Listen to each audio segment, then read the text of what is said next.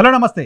ఆంధ్రప్రదేశ్లో తాజా రాజకీయ పరిణామాలతో పాటు అమరావతికి సంబంధించిన రైతుల్లో, అమరావతికి సంబంధించిన జేఏసీలో ఎందుకు అలజడి రేగుతోంది? అమరావతి ప్రాంతానికి సంబంధించి భూములు ఇచ్చిన రైతుల్లో ఉన్న ఆందోళన ఏంటి? అమరావతి ఒకే రాజధానిగా ఉండేలా చట్టబద్ధతను కల్పించడానికి సంబంధించి ఉన్న అంబిగ్విటీ ఏంటి? దానికి సంబంధించి రాష్ట్ర ప్రభుత్వం చేయాల్సిందేంటి? ఏం చేస్తోంది? ఎందుకు ఆలస్యం అవుతోంది? వీటన్నిటిపైన మనతో మాట్లాడడానికి జై భీమరావు భారత్ పార్టీ అధ్యక్షులు ఎడ శ్రవణ్ కుమార్ గారు మనతో పాటు లైవ్లో జాయిన్ అవుతున్నారు. సార్ నమస్తే.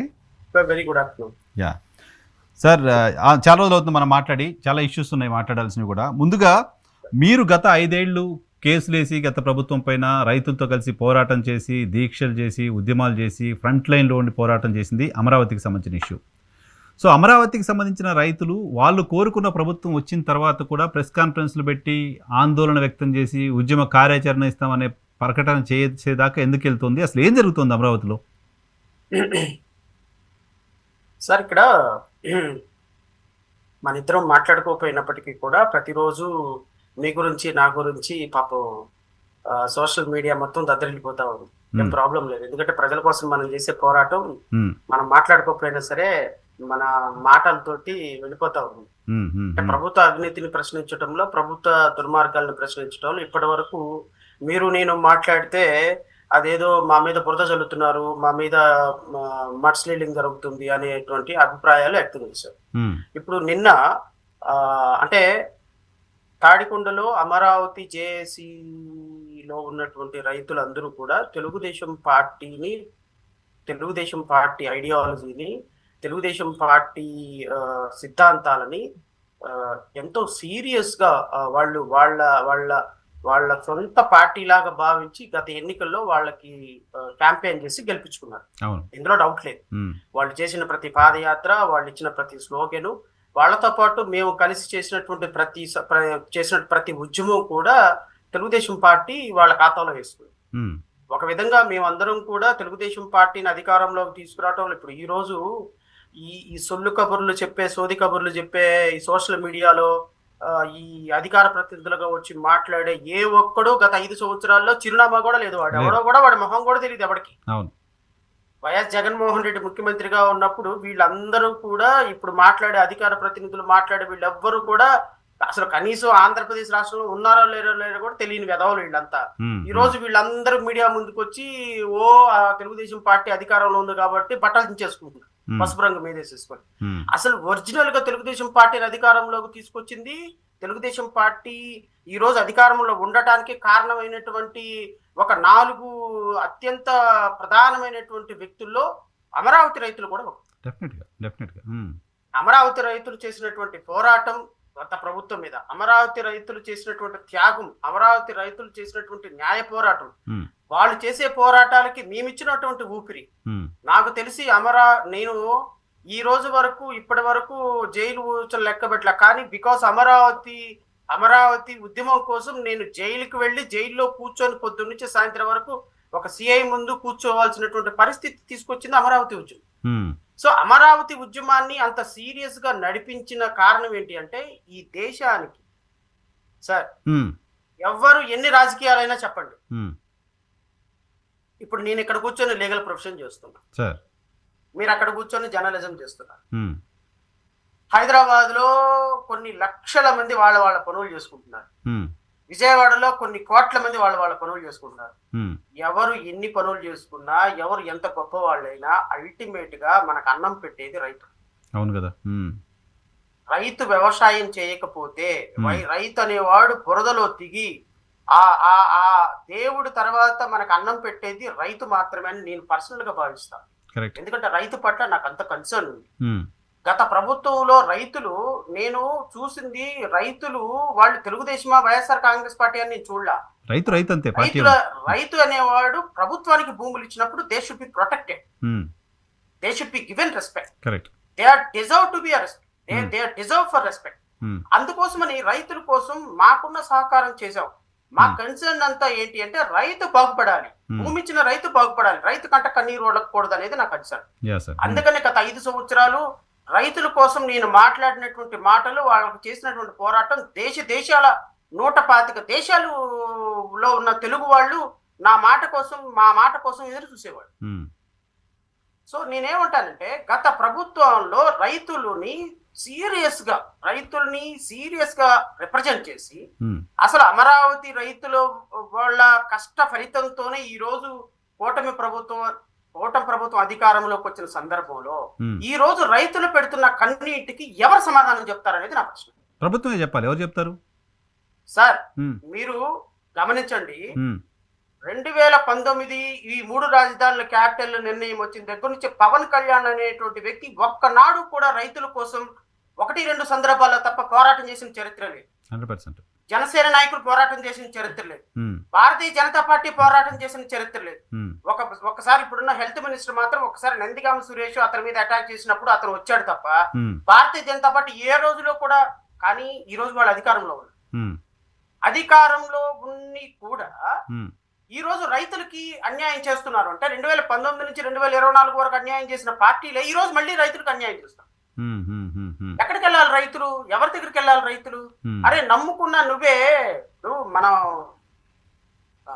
రైతులు అంటే నేను రైతుల పర్సెప్షన్ నుంచి చెప్తున్నాను సార్ నరసింహరావు గారు. రైతుల పర్సెప్షన్ లో నుంచి రైతులు చంద్రబాబు నాయుడిని రాముడు అని నమ్మారు.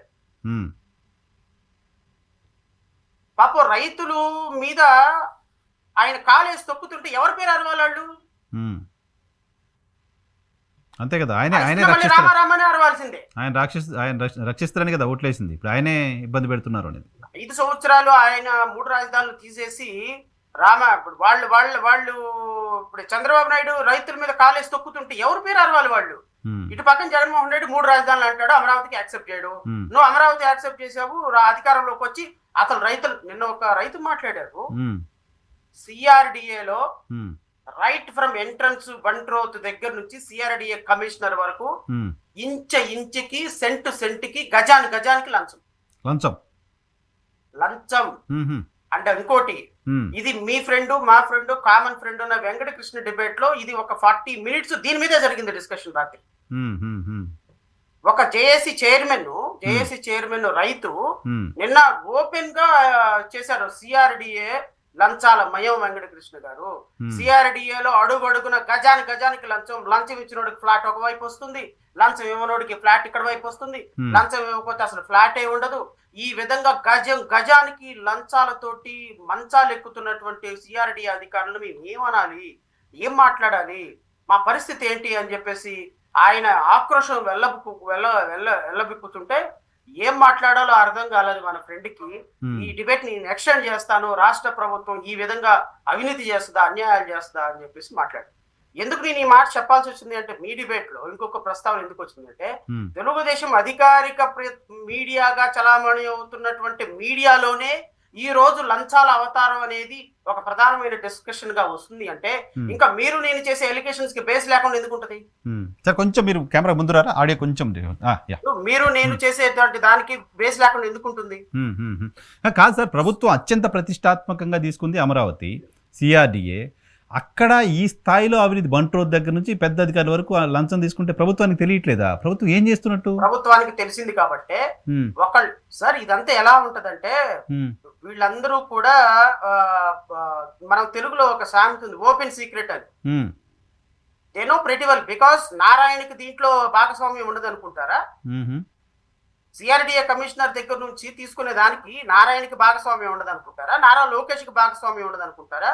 లేకపోతే పవన్ కళ్యాణ్కి భాగస్వామ్యం ఉండదు అనుకుంటారా? ప్రభుత్వంలో పెద్దలకి భాగస్వామ్యం ఉండదు అనుకుంటారా? భాగస్వామ్యం లేకుండా ఎలా ఒక ప్రభుత్వ అధికారి సిఆర్డిఏ కమిషనర్ సాయంత్రానికి లేకపోతే ఒక నెల రోజులకి ఒక 50 కోట్ల 20 కోట్ల లంచం తీసుకోగలుగుతారు? లంచం తీసుకొని ఉండగలడా అధికారులు, రాజకీయ నాయకులకు డబ్బులు ఇవ్వకుండా? ఆ రైతుల దగ్గర లంచం తీసుకునే పరిస్థితి ఏంటి సార్? వాళ్ళు భూములు ఇచ్చారు, కొట్లాడారు, ఆవేదనతో ఉన్నారు. I request you please go through the yesterday's debate. 4 రైతులు, ఒక దళిత రైతు సుధాకర్ అండ్ అమరావతి కోసం 5 సంవత్సరాలు అహర్నిశలు పోరాటాలు చేసినటువంటి prominent leaders they were in debate yesterday. Entire debate మొత్తం దాని కాన్సెప్ట్ మొత్తం అవినీతి, సిఆర్డిఏ అధికారుల అవినీతి, ప్రభుత్వం పట్టించుకోవట్లేదు, నారాయణ పట్టించుకోవట్లేదు, ముఖ్యమంత్రి పట్టించుకోవట్లేదు. మేము ఎక్కడికి వెళ్ళాలి?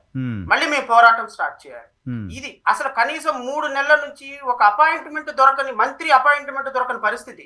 1 సంవత్సరం 7 నెలల నుంచి ముఖ్యమంత్రి అపాయింట్మెంట్ కోసం ప్రయత్నం చేస్తుంటే అమరావతి రైతులకు దొరకని పరిస్థితి. మీకు ఒక సింపుల్ ఎగ్జాంపుల్ చెప్తాను సార్, ప్రభుత్వం యొక్క నిర్లక్ష్యానికి కారణం. నరసింహరావు గారు 2014 సంవత్సరంలో మన ఆంధ్రప్రదేశ్ రాష్ట్రానికి సిఆర్డిఏ క్యాపిటల్ ఈ యాక్ట్ అమల్లోకి వచ్చింది.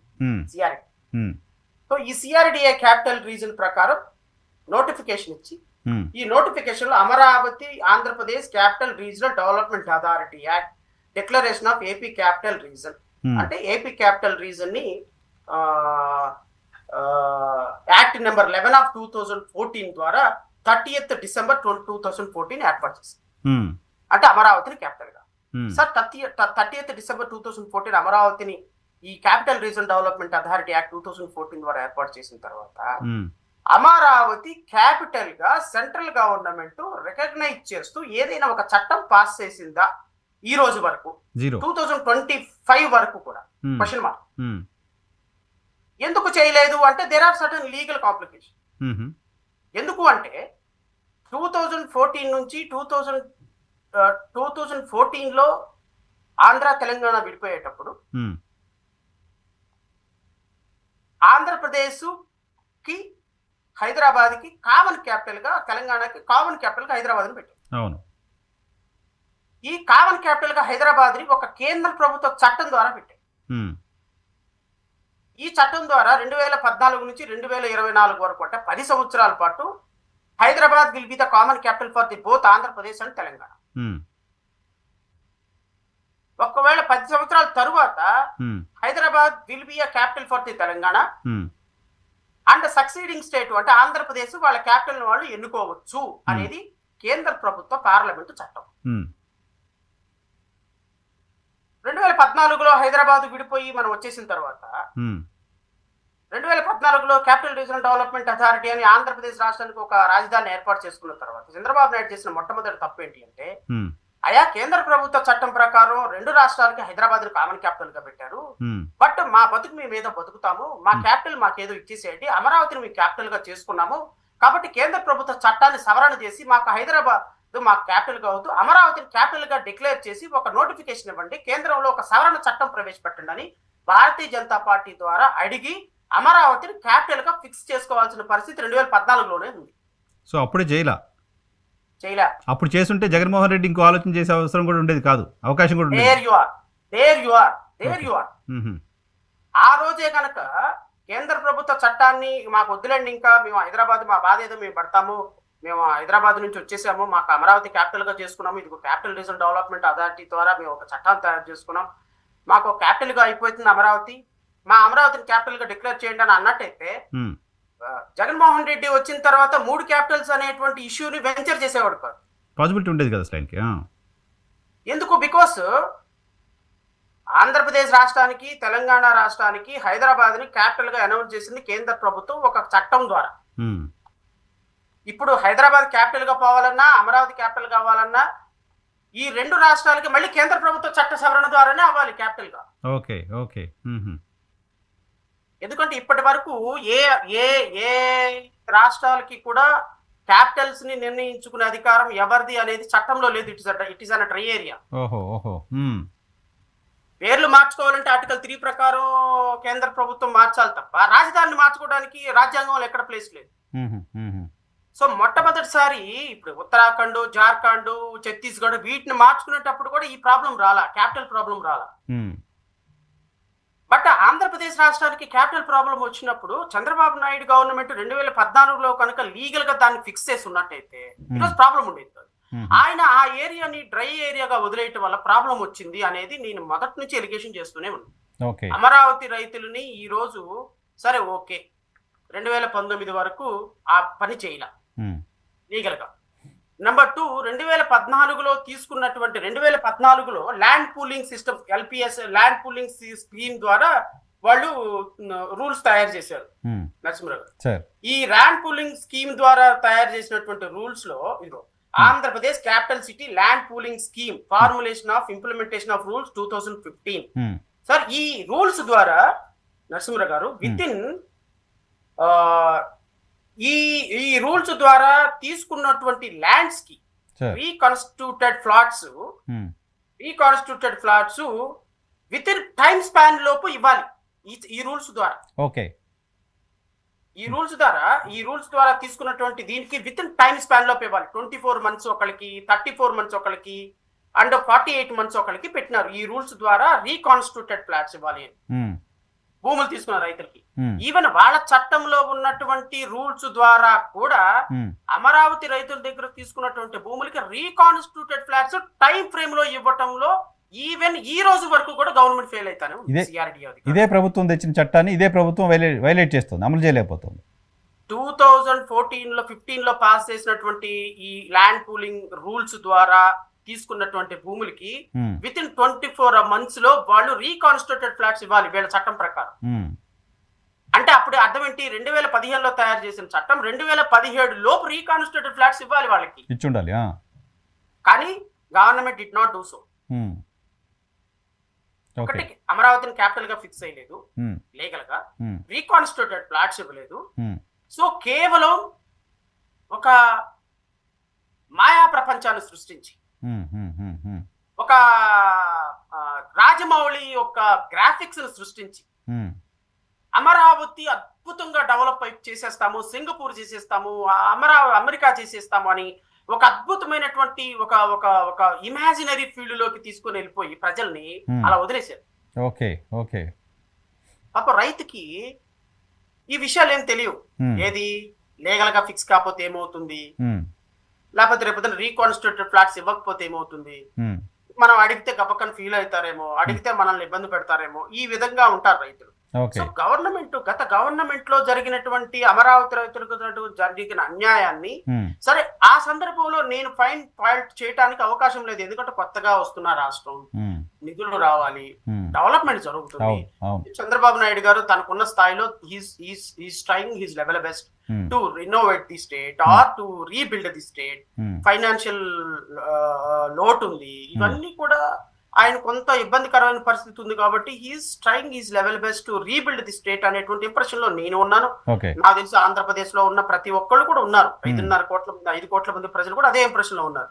కానీ 2014 నుంచి 19 వరకు అడ్జస్టబుల్ మైండ్, అండర్స్టాండింగ్ మైండ్, పోనీలే అనుకున్న సందర్భంలో 2019 నుంచి 2024 వరకు జరిగిన డిస్ట్రక్షన్ ఇంకా మీకు చెప్పాల్సిన అవసరం you know pretty well everything. రైతులు ఎలా ఉన్నారు. నా ప్రధానమైన బాధ ఏంటి అంటే, నేను ఎక్కడ ఈ రోజు ఈ గవర్నమెంట్ 2024 జూన్ 11 నుంచి 2025 నవంబర్ 20వ తారీఖు వరకు ఇంచుమించుగా 17 నెలల వ్యవధి తీసుకుంటే 17 నెలల వ్యవధిలో కూడా నరసింహరావు గారు ఈ రాష్ట్రంలో అధికారంలో ఉన్న పార్టీలు ఏంటండి? 3 పార్టీలు. కేంద్రంలో అధికారంలో ఉన్న పార్టీ, రాష్ట్రంలో అధికారంలో ఉన్న పార్టీ, 2 పార్టీలు కలిపిన పార్టీ. కేంద్రంలో అధికారంలో ఉన్న పార్టీ ఏంటండి? బీజేపీ. కేంద్ర ప్రభుత్వం పార్లమెంట్ ఎవరి ఆధీనంలో ఉందండి? అంతే కదా, బీజేపీ. సింపుల్ మెజారిటీ సరిపోతుంది కదా, ఏం చేయాలన్నా ఎన్డీఏ. మరి అమరావతి పేరు ఎందుకు ఇంతవరకు, అమరావతిని క్యాపిటల్ గా ఎందుకు కేంద్ర ప్రభుత్వ చట్టంలో సవరణ చేసి మళ్ళీ 2014 నుంచి 2024 వరకు రీఆర్గనైజేషన్ యాక్ట్ ప్రకారం హైదరాబాద్ క్యాపిటల్ గా ఉంది. 2024 జూన్ 2 తర్వాత హైదరాబాద్ క్యాపిటల్ వాళ్ళకి అయిపోయింది.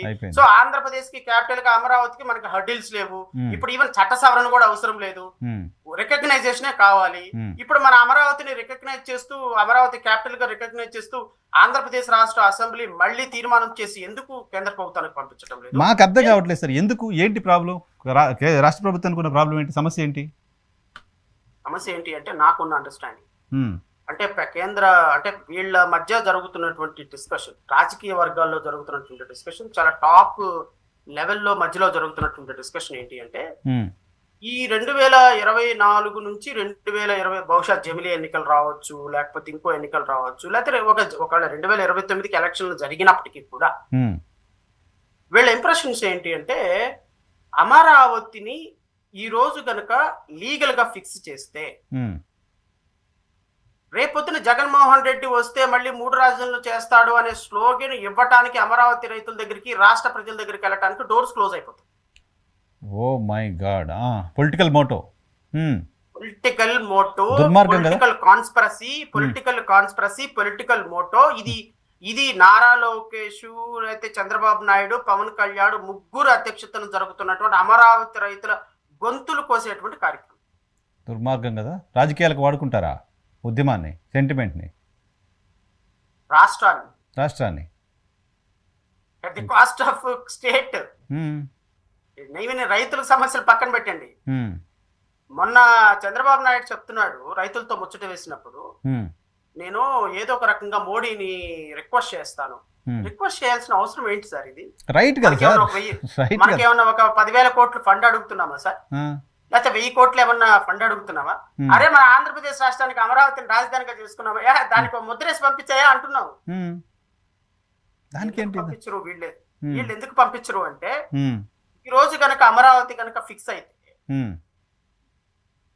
రైతులు, రాష్ట్రంలో రైతులు వీళ్ళందరూ అమ్మయ్య ఇంకా అమరావతి ఎక్కడికి కథలు తప్పాయి, ఇబ్బంది ఏం లేదు, మనకు తెలుగుదేశం పార్టీతో పని లేదు, వైఎస్ఆర్సీపీతో పని లేదు, ఒకవేళ రేపొద్దున అమరావతి రాజధానిగా మారిస్తే ఒకవేళ మనం హైకోర్టుకి వెళ్ళొచ్చు, మనకేం సంబంధం లేదు అనేటువంటి ఒక భరోసా వచ్చేస్తుంది. ఇప్పుడు ఆ భరోసా రాకూడదు వీళ్ళకి. భరోసా రాకుండా ఏం చేయాలి? జగన్ వస్తే మారుస్తాడేమో, లేనిపోయింది ఇది మనకు మారిస్తే మళ్ళీ రేపొద్దున జగన్మోహన్ రెడ్డి 3 రాజధానులు అంటాడేమో. ఎందుకు వచ్చిన మంచిది, Telugu Desam party development activities start చేసింది, డెవలప్మెంట్ అండర్ కన్స్ట్రక్షన్ లో ఉన్నాయి. ఇదిగో 2 సంవత్సరాలు అయినప్పటికీ 4 రోడ్లు వేశారు, 4 బిల్డింగులు కట్టారు. ఈ 3 సంవత్సరాల్లో అదిగో ఇదిగో ఇదిగో ఇదిగో అని చెప్పేసి ఇంకో 10 బిల్డింగులు 10 వంతెనలు కడతారు. ఇదిగో ఏదో some construction is going on. They are looking for some they are trying to do some development Andhra Pradesh లో చేయడానికి ప్రయత్నం చేస్తున్నారు. ఈ సందర్భంలో మళ్ళీ తెలుగుదేశం పార్టీ అధికారాన్ని మారిస్తే మళ్ళీ మొదటికే మోసం వస్తుంది. కాబట్టి మనం ఎట్లా అయినా సరే ఈసారి మళ్ళీ తెలుగుదేశాన్ని రిటైన్ చేసుకోవాలని రైతులు అనుకోవాలి, అమరావతి రైతులు అనుకోవాలి, మిడిల్ క్లాస్ మ్యాన్ అనుకోవాలి, ఆంధ్ర ప్రజలు అనుకోవాలి. సో ఇలాంటి పరిస్థితి మళ్ళీ రేపొద్దున జగన్ వస్తే డిస్ట్రక్షన్ స్టార్ట్ అవుతుంది. కాబట్టి అమరావతిని లీగల్ గా వాళ్ళు స్ట్రెంగ్తన్ చేయకుండా అలా వదిలేశారు సార్. ఓకే, ఇది పొలిటికల్ మోటో కనబడుతుంది. మిగతా సమస్యలు ఎందుకు పరిష్కారం చేయలేకపోతున్నారు సార్? ఇంకా చాలా సమస్యలు ఉన్నాయి. అసలు ఇప్పుడు రైతుల బాధ ఏంటి? ప్లాట్లు కూడా ఇవ్వలేకపోతున్నారు, ఇంకెక్కడో ప్లాట్లు ఇస్తున్నారు మాకు. ఆ భూములు అసలు మా గవర్నమెంట్ తీసుకుందో లేదో తెలియదు.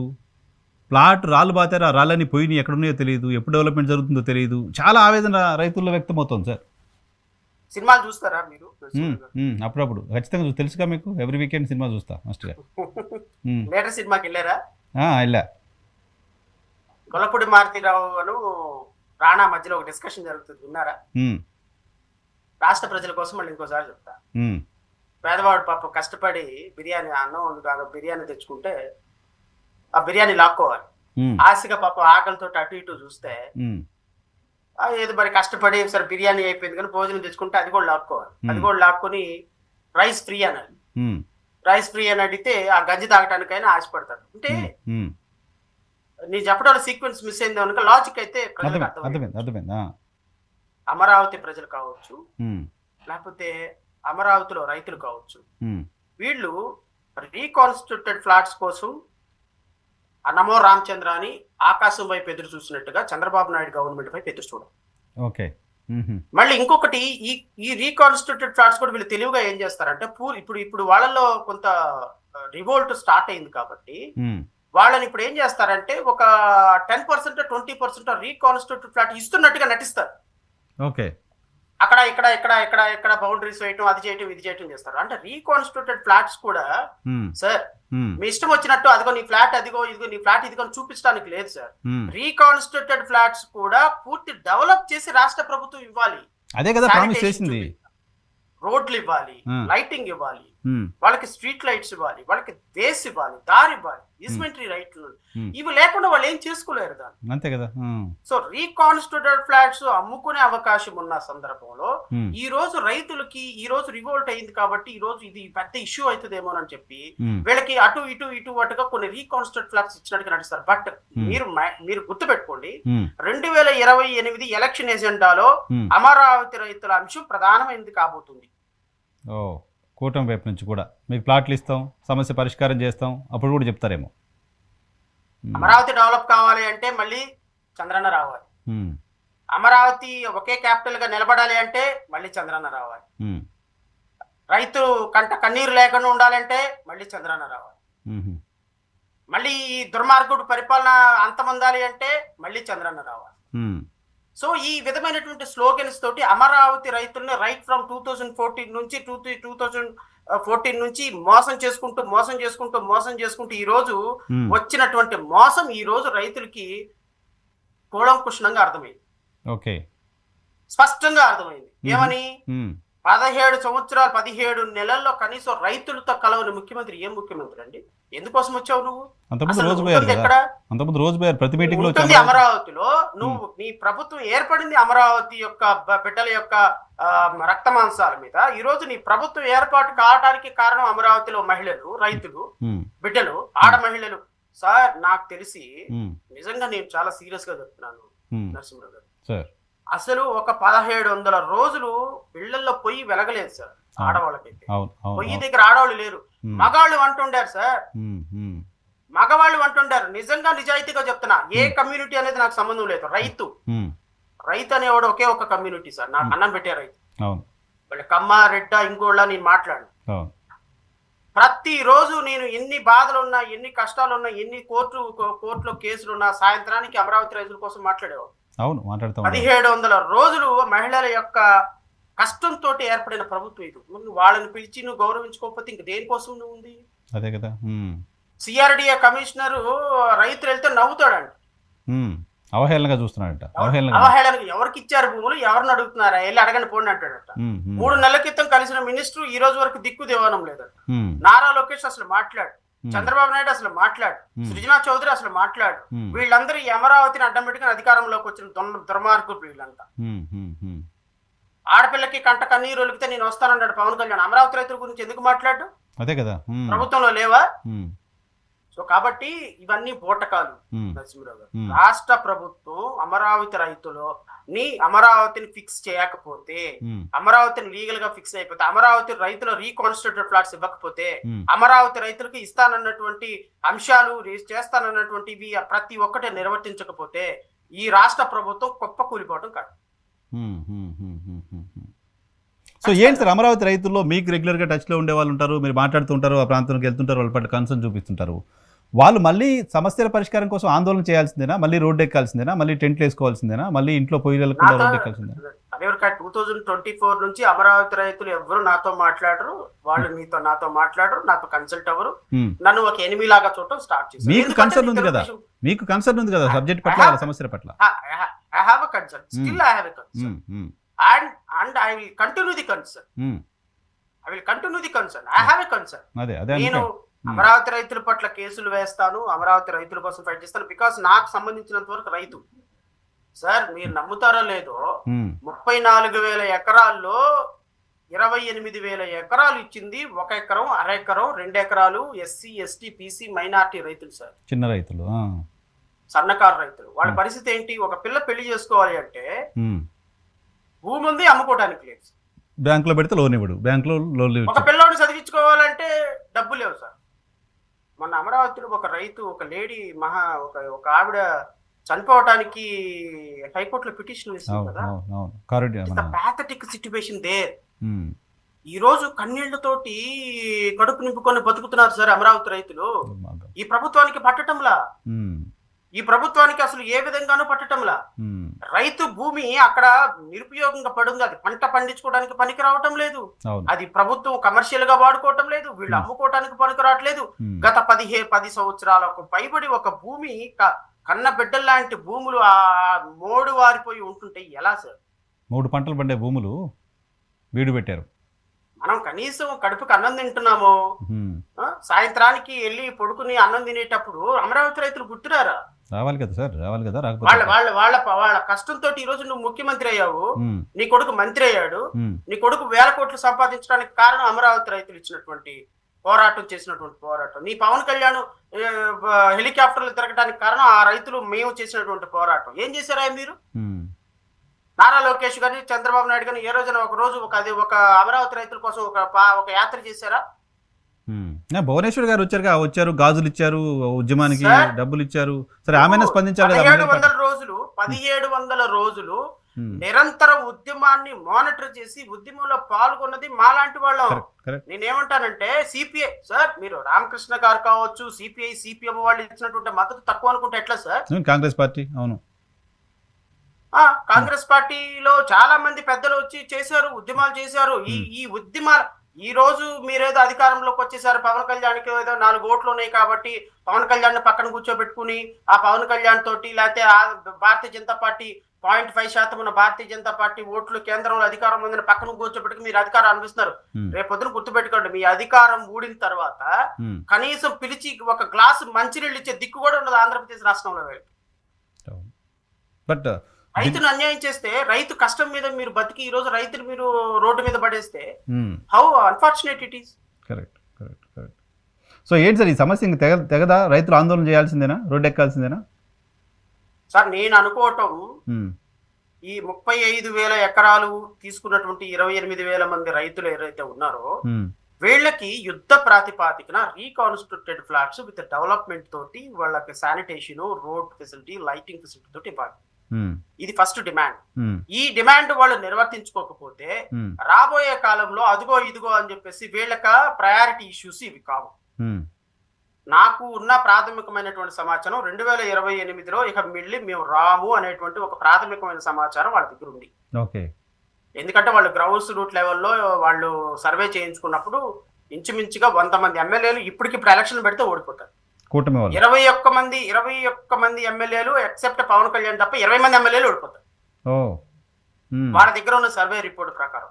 అందుకని పవన్ కళ్యాణ్ కూడా పరిపాలనలో ఏ విధమైన యాక్టివ్ గా ఉండే పరిస్థితి చూపేది. వీలైనంత వరకు ఎంతవరకు దొరికితే అంతవరకు పార్టీ అకౌంట్ లో వేసుకొని వీలైనంత వరకు ఎంతవరకు అవసరమైతే అంతవరకు పార్టీకి సంబంధించిన ప్రభుత్వానికి సంబంధించిన ప్రభుత్వ భూములన్నీ అమ్మేసేసి వీలైనంత వరకు రాష్ట్రంలోకి పెట్టుబడి పెట్టడానికి వచ్చే వాళ్ళు ఎవరైనా ఉన్నారు అంటే వాళ్ళ దగ్గర నుంచి పర్సంటేజ్ తీసుకొని ఈ రోజు సాయంత్రానికి ఎంత కలెక్షన్ వచ్చింది అని లెక్కేసుకోవటానికి మాత్రం ప్రాధాన్యత ఇస్తున్నారు తెలుగుదేశం పార్టీలో ఉన్నటువంటి పెద్దలు. ఎందుకు అంటే చాలా భయంకరంగా ఉంది మీరు చెప్తున్నాయి అని చూస్తే ఆంధ్రప్రదేశ్ రాష్ట్రం. నేను భయంకరంగా ఉంది అంటున్నారు కదా, ఒక్కసారి మీరు రాత్రి డిబేట్ చూడండి, అమరావతి రైతులు చెప్పిన డిబేట్ చూడండి, ఇంకెవరి తొత్తు. అమరావతి రైతులు సాయంత్రానికి సిఆర్డిఏ అధికారులు గోతాల్లో డబ్బులు వేసుకుని వెళ్ళిపోతున్నారండి, మేము ఏం సమాధానం చెప్పాలి, ఎవరికి చెప్పుకోవాలి మా బాధను అంటున్నారు వాళ్ళు. ప్రభుత్వానికి అమరావతి కంటే ప్రయారిటీ ఐటమే లేదు కదా. 5 ఏళ్ళు ప్రభుత్వ పార్టీ నడిచిన తీరు చూసినా, ఎలక్షన్లో అమరావతి రైతుల గురించి మాట్లాడింది చూసినా అంతకంటే ప్రయారిటీ ఉండకూడదు కదా సార్. నేను అదే సార్, ఇప్పుడు వీళ్ళు పోలీస్ ఆఫీసర్స్ పోస్టింగ్ లో డబ్బులు, ఆంధ్రప్రదేశ్ డెవలప్మెంట్ యాక్టివిటీస్ లో డబ్బులు, ఇప్పుడు మీరు గత 17 నెలల్లో అంటే 17 నెలల్లో ఒక సంవత్సరం కనీసం allotment of land to any company was not done. Last 4 months లో జరిగిన allotment 40,000 acres. 40,000 government land was given to different companies. అంటే ఈ 2 months లోపు జరిగింది. అంటే లాస్ట్ 6 months లో మీరు తీసుకుంటే అప్రాక్సిమేట్ గా 54,000 రమారామి subject to correction 54,000 acres of government lands were alienated by for a cost to cost. ఇప్పుడు నరసింహారావు గారు వచ్చి ఇదిగో సార్ నేను ఒక టీవీ పెడుతున్నాను విజయవాడలో, నాకు ఒక 10 ఎకరాలు కావాలి. ఎంత ఎకరం మీరు అంత ఇస్తారు సార్? 10 ఎకరాలు 10 లక్షలు, ఒక్కొక్క ఎకరం 1 కోటి రూపాయలు. సో 10 కోట్ల రూపాయలు స్థలాన్ని కానీ 10 లక్షల రూపాయలు, 10 లక్షల రూపాయలు ఇచ్చే సేల్ డీడ్ రాసిస్తాం. నీకు 10 కోట్ల బెనిఫిట్ ఇస్తుంది కాబట్టి ఒక 2 crores ట్రాన్స్ఫర్ చేసేమా. సో మీరు ఇక్కడ ఎస్టాబ్లిష్మెంట్ పెడతారో పెట్టరో ఎవరికి తెలియదు. 10 ఎకరాల ల్యాండ్ మీకు ట్రాన్స్ఫర్ అయిపోతుంది మీ ఆర్గనైజేషన్. భూ కేటాయింపులో క్విడ్ ప్రోకో ఉంది. ప్రతి కేటాయింపులు ఏమన్నా ఎంపీ బాలశౌరికి 125 ఎకరాలు ఇచ్చారు. పార్థసారథికి వాళ్ళ ఇన్స్టిట్యూషన్స్ కి సంబంధించిన 200 ఎకరాలు ఇచ్చారు. ఇవన్నీ లిస్ట్ ఉన్నాయి. కొత్త కంపెనీలు, నెల రోజుల క్రితం ప్రారంభమైన కంపెనీలు, 15 రోజుల క్రితం ప్రారంభమైన కంపెనీలకు 100 ఎకరాల భూములు ఇస్తారు. ఈ రోజు కూడా ఈ రోజు paper item, banner item, paper item అదే అవునంటే అవునండి. కంపెనీలు పెడతానికి startup ease of doing business. మళ్ళీ ఒక 4 సంవత్సరాల తర్వాత ఇంకో 3 సంవత్సరాలు ఈ ప్రభుత్వం వెళ్ళిపోతుంది కదా.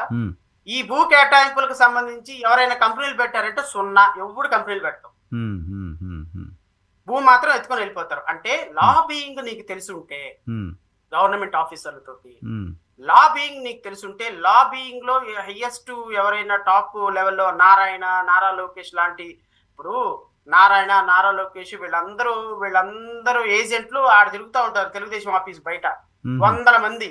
నువ్వు ఎవరిని పట్టుకుంటే వాళ్ళు పని చేపిచ్చేస్తారు అంతే. నువ్వు కావాల్సింది మనీ.